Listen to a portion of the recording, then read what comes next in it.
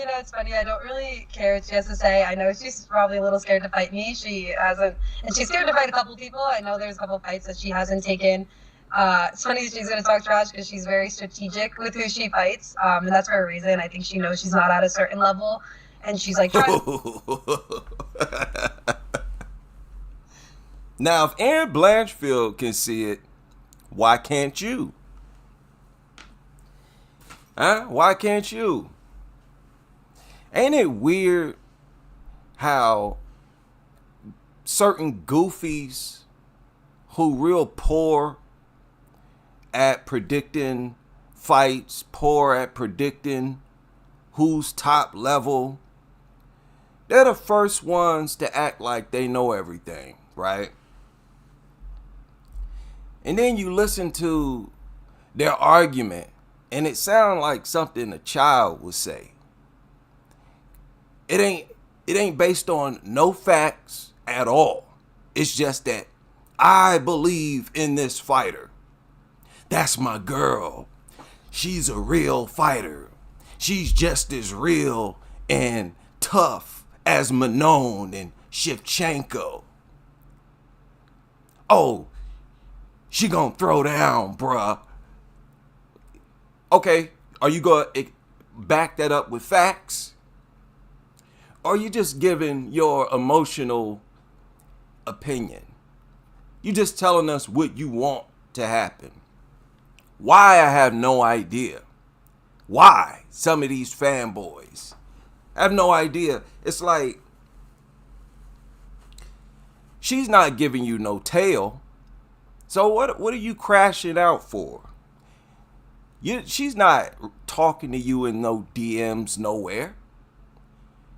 And speaking of that, I'm getting rainbow vibes anyways. You're probably not even into women. So this is probably one of those things where he look at Macy Barber as his home. Oh, that's my home girl. I don't know what's going on. Because when you ain't basing your rhetoric on facts, you babbling. You making yourself a target for somebody like me to pop out and drill on you like I am now. You want to make a fool out yourself and nobody calling you out. I'll be that dude. It's kind of irresistible. Level, and she's like trying to wait until she is, but she's never gonna be. And that's kind of her main problem. She said she never gonna be. So it ain't just me pointing out the fact Macy Barber is not championship material. She ain't champ caliber. Yeah, so whatever she says, it doesn't matter. I know we're probably going to end up fighting at some point just because we both are in the division, and we're both going to be there for a while. So, yeah, I think it'll be a shocker for her when we do. Some people say that you're what Macy Barber should have been. Remember, Macy talked about being the youngest champ and all this stuff. Do you take that as a compliment, or does that annoy you that people are even comparing you to her? No, I don't really care. I get, compared or anything like that. I think it's kind of funny when people do, because I have heard that. They're like, oh, Blanchfield's what Macy thought she would be. I think it's really funny because I know comments like that probably get under her skin. Like, people could say Hey, you know it, dude. anything to me. I don't really care because I know at the end of the day, they're just saying it to try to get a reaction out of you. Yeah, I think comments like that are pretty funny because I'm curious how other people take them. Macy Barber is a goofball. She's a goofball. Now, shout out to somebody in the comment section somewhere who pointed out that Macy Barber's stoppage victory was over glass-chinned Amanda Ribas. So even the stoppage that you got here is questionable.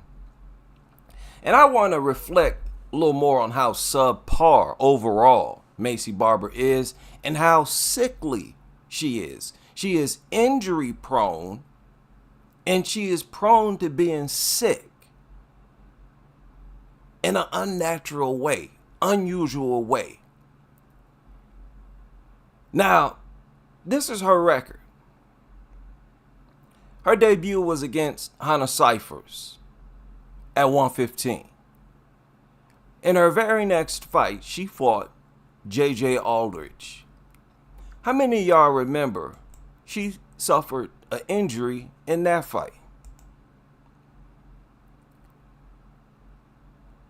She had a broken right hand that she suffered or sustained in the second round of that fight. More injuries. And I know several injuries we have not heard about. These injury-prone fighters, you can't have them as champions, first of all. Second of all, it's unlikely they'll even make it to that level, always pulling out of fights. Okay, that was early in her career. In her flyweight debut. Broken hand against J.J. Alders. We all know about the injury against Roxanne. She went in there, she was just fine, started getting pieced up by Roxanne, started getting bodied by Roxanne. She couldn't even deal with Roxanne's wrestling and grappling. She couldn't. On the ground, Roxanne will own Macy Barber again. Think about that now while you're putting on Shevchenko level. I mean, really, Roxanne, no disrespect to Roxanne, but Roxanne never fought for the title, and the time that she was, it was going to be like a gift because nobody wanted to fight Valentina. Let's not play dumb. Y'all also remember, she pulled out of UFC. No, she didn't pull out. This is when she fought Catlin. She fought Catlin, UFC 299. Y'all know a few days after this fight, she fell deathly ill.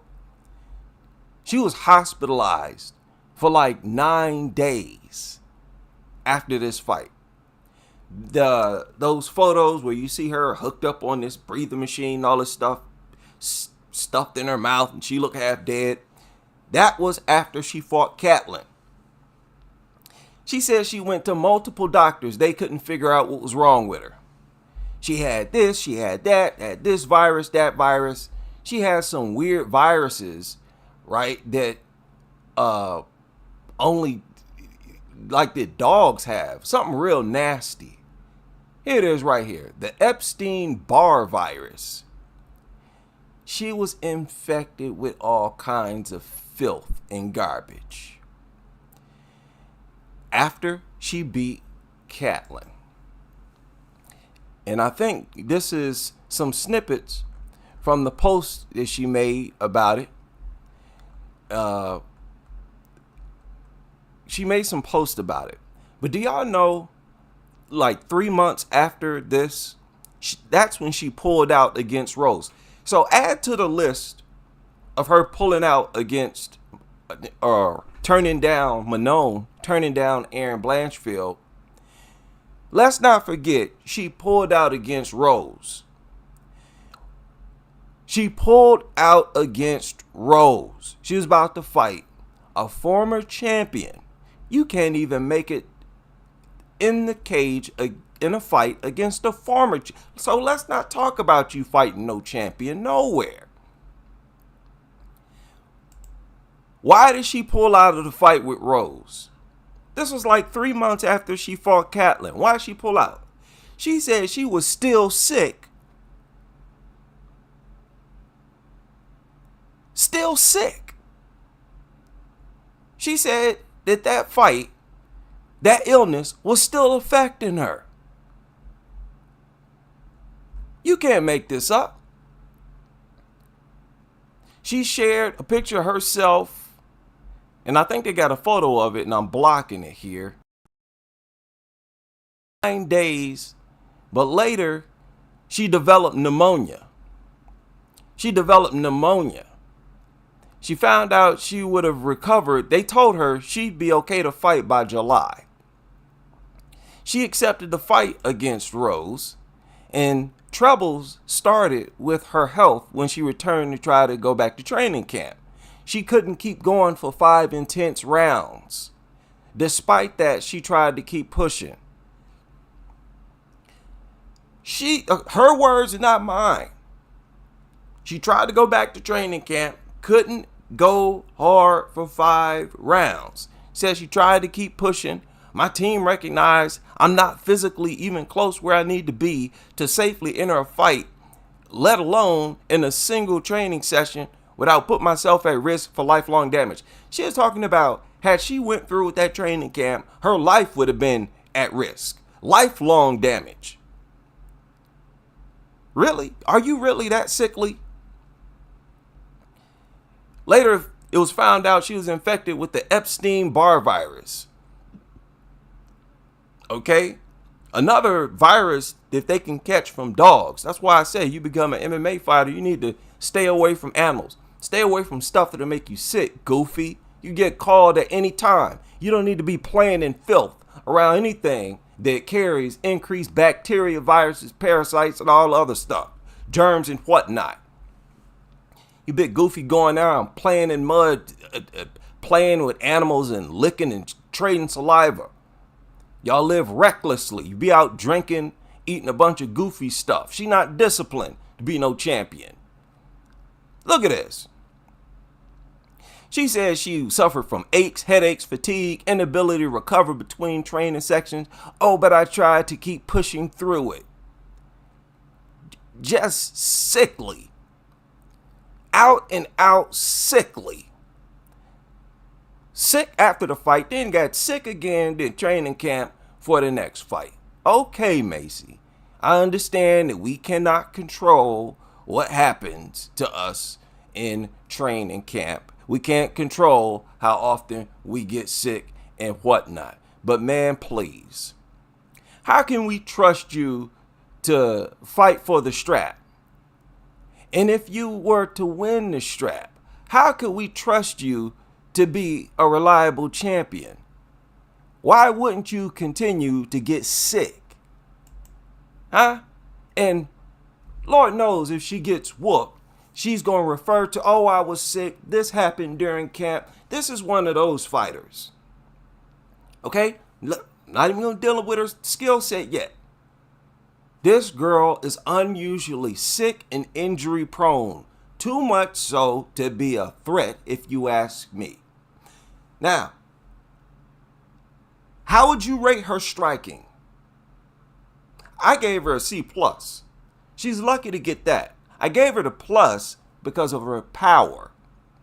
But don't she throw nothing but haymakers? When you talk about Barber's hands, you ain't talking about no jab like an Amanda Ribas who was touching her up a bit. She don't have no jab like many of these other fighters. A jab should come standard. There's no excuse not to have a jab. Barber don't throw jabs. Every punch she throw is a windmill. Where you striking at, Macy? If we're going to talk about you being on the level of Shevchenko, who has a good jab, a Manon, who has a good jab, even the Aaron Blanchfield, who has a good jab, you don't even have the standard. Rose Namajunas, who has a good jab. Did you... Roxanne, who beat you with a jab, big goofy? What type of goofy crash out for a fighter like this? Let's deal with her skill set. She can't control no opponent with no jab. Nothing but windmill haymakers where she got to cock back with her left hand, throw a windmill, cock back with her right, throw another one, left, right, left, right. Ain't got no technique in her hands, no skill set in her hands. She just got power. If she hits you, she'll clobber you and probably hurt you. That's not impressive. This ain't no schoolyard fight. This ain't at the back of the bar. You ain't getting no credibility for that level of striking. Why should we put any extra respect on your name? Huh? As was being requested, why should we put any more respect than we already have on her name when we've probably already put too much? So no jab, no fundamentals in her hand. She rarely throws kicks, and it's better for her not to throw kicks at all because she's so top heavy, she might land and tear her other ACL or re-tear the one that was already torn up. So you can't throw many kicks and you got subpar hands. What you gonna do in there with a Manon? You don't even move like Manon. Huh? And what you remember what Manon said about a potential fight against Macy Barber? Go look it up. She said that would be an easy fight. Manon's like, yeah, I'm open to fight Macy. That would be an easy fight. Why you think she said that about you, Macy? Ain't nobody looking at you as no threat. Nobody looking at Macy as no threat like that. Only the fanboys. Only a fanboy. I don't know how and why. What are you doing? You on her Instagram beating off? Are you beating off? That's what it sound like. Sound like she occupied a couple nights out of a week on your mind because you ain't out getting no tail. And you in love with her. I don't know. This a current moment in your life where you infatuated and you fantasizing about her. Ain't no other reason why you crash out and put her on the level of a Valentina Shevchenko. She shouldn't even be up there in the rankings where she is right now. She shouldn't be that high in the rankings. With all her cherry picking, why you think she's known as a cherry picker? It's because her skills ain't where they need to be. She do not belong up there, and it's only a matter of time, if you ask me, before she get knocked back down in the rankings. She's about to get slapped around and put back in her place. Your father knows about saving money. Everything. Wait a minute. And I'm just doing this for fun. Free smoke for any Barber fanboy who want to come over here acting stupid, trying to get some clout, make a name for yourself. I mean, you can do that, but you better have a strong argument behind you. You bring Macy Barber to the table, you're going to get clowned. And you need to get clowned. I'm tired of people taking these goofies and their takes seriously. Make us all look dumb. Talking about crashing out for no Macy Barber. Literally any other fighter in the top, let's say 6, would have been a better pick above Macy Barber.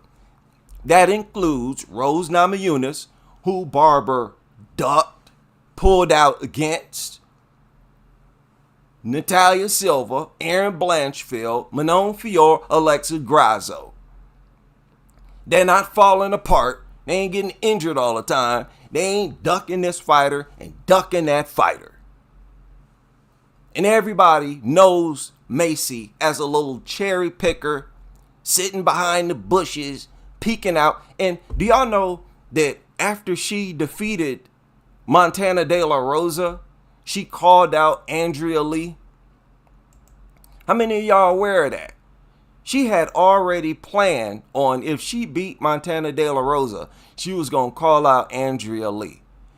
And she also called out Montana De La Rosa. Look at the fighters who she called out. She called out subpar fighters like herself because she know where she is. Big Goofy.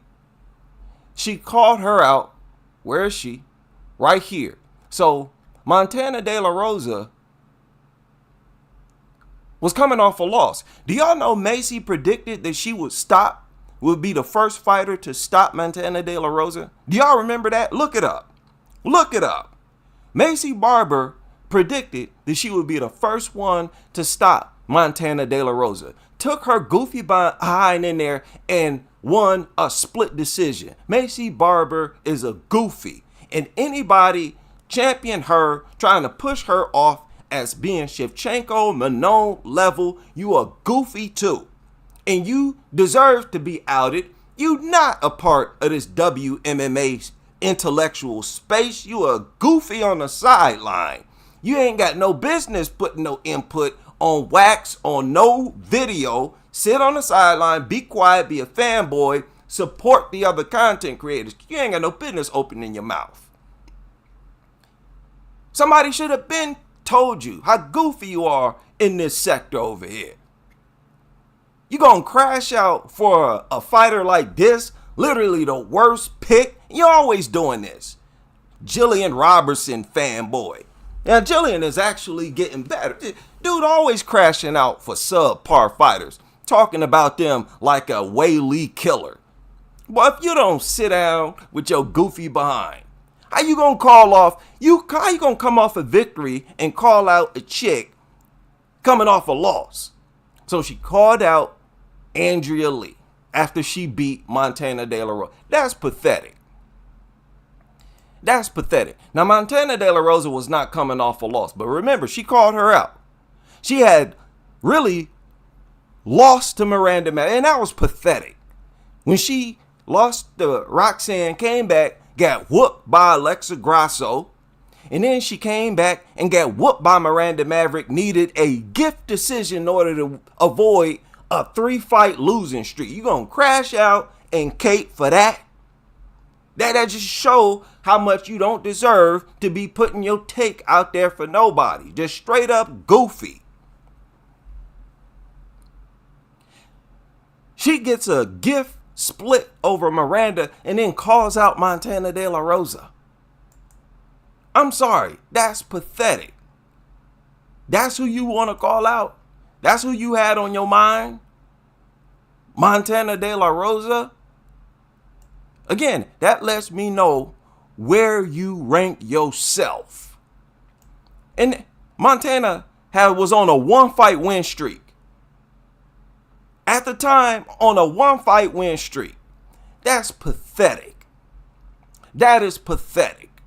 And again, if you ain't bright enough to go over all this information, you ain't got no business talking like you some type of authority in WMMA and really combat sports in general.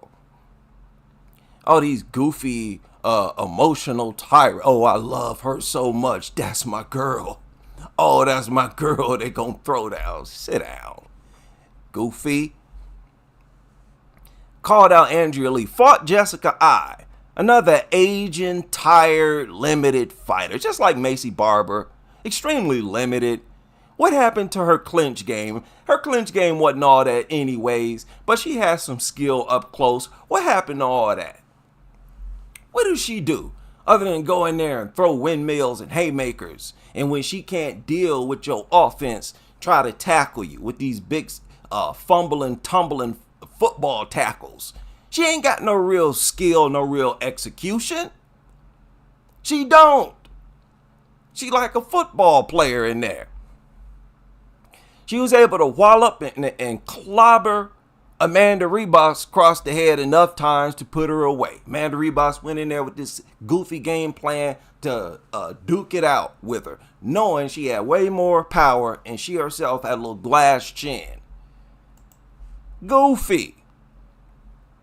So stop with the Macy Barber. Let's put an end to the Macy Barber hype. Let's at least sit back and see if she can prove herself to be an evolving fighter. And it ain't too late. She only 26 years old. Maybe in the future, she proves to be a serious threat. Right now, let's not discuss. Come on. If Barber can't take Manon down, you think she gonna outstrike Manon? You think she gonna outstrike Shevchenko? Who you think gonna be taking down who if she fights Shevchenko? She has a best chance of beating Erin Blanchfield, and I don't think she's going to do too well in this fight. She's going to need to stop Erin. She better hope she can deal with Erin on the ground, because Erin at least got a functional jab, and she's active. Whereas Barber, you better just hope you hurt her. All the goofy windmills left and rights, you're not even on Erin's level striking. And she can throw more kicks than Macy. Erin seems to be tighter built, stronger joints and ligaments. So I expect Erin to be throwing most of the kicks. What you gonna go in there and throw, Macy? She ain't got no signature nothing but haymaker, clobbering, throwing her fists.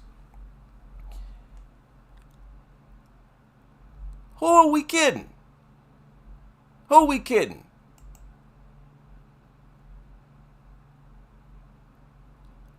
Look, a dog virus. That's pathetic. lay it to rest. Macy Barber had some buzz when she first came out. She was 18, and it was unusual for us to see a girl that young. And she came in with a 3-fight win streak. And there are few fighters, very few fighters, whose record changed as dramatically, whose level of dominance changed as drastically as Macy Barber's when she came into the UFC. Before she came into the UFC, it was like nothing but stoppages. She had one decision victory. Look at it. Well, this is before the UFC. It was really before flyweight. After she lost to Roxanne, she ain't never been the same. She's never been that dominant fighter after the loss to Roxanne Modafferi. If you ask me, it was always a struggle anyway. Look at her career before Roxanne. All these stoppages. She was one of those fighters who was on a stoppage win streak and also undefeated. That's where she got all her buzz from. Hannah Cifers, Aldrich, Jillian Robertson. But after she lost that aura of invincibility, that undefeated streak, I told you it changed a lot of fighters. She never been the same. Never been the same. Came back, got whooped again. Went in there a third time, got whooped again. Needed a gift decision. And then calls out who? Subpar fighters, mediocre fighters. Montana De La Rosa bragging about how she could be the first one to stop her. Went in there, got a unanimous decision. Then called out Andrea Lee. Didn't get Andrea Lee settled for Jessica I. I think that was actually a replacement. Again, another decision. All that stoppages that she was getting earlier in her career, gone, done. You only was able to get a stoppage against Amanda Ribas because she's so glass-chinned. Went in there, got a split decision against Andrea Lee. Andrea Lee? You're not going to get no forgiveness. Andrea Lee just set a record for the longest win streak in WMMA history. You went and got a split decision over her? Huh? And she went in there into that fight coming off a loss. You supposed to get some type of credit for that? You should know better than to crash out for a mediocre fighter like this. If you can't see that Macy Barber is mediocre, you should not be making predictions at all. You ain't got no business in no space, especially don't be popping off at the mouth like you got better insight than other content creators. Go on quietly, harmlessly, give your picks, even if they garbage, but don't be sticking your chest out walking around with your nose in the air, because you sound foolish crashing out for her. Yes, Erin is hittable. That's why I say Macy knows she got the best chance to beat Erin Blanchfield. She got the worst defense of all the girls in the top. That's why she's okay with fighting Erin Blanchfield. Y'all notice that? Macy been cherry picking her way up through the division the whole time. She wants to cherry pick for the rest of her career. To me, I'm sorry. That's pathetic. Pathetic. And I don't accept this idea that she just so happened to currently be matched up against the fighter with the worst defense.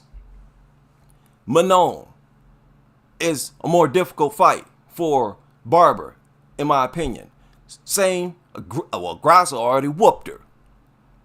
Okay? Natalia Silva, she wants no parts of Natalia Silva and pulled out against Rose Namajunas. And if you ask me, Jessica Andrade probably go in there and bop her upside the head a few times, have her running scared. I would not put it past Jessica Andrade to go put it on Macy Barber. Macy Barber's flaws is gaping wide, right? A gaping hole. She got several gaping holes in her game. You need to keep your face out her holes. You got your head so far up her butt you can't even see straight. And you definitely ain't fit to be making no predictions in WMMA. And I will land my plane there.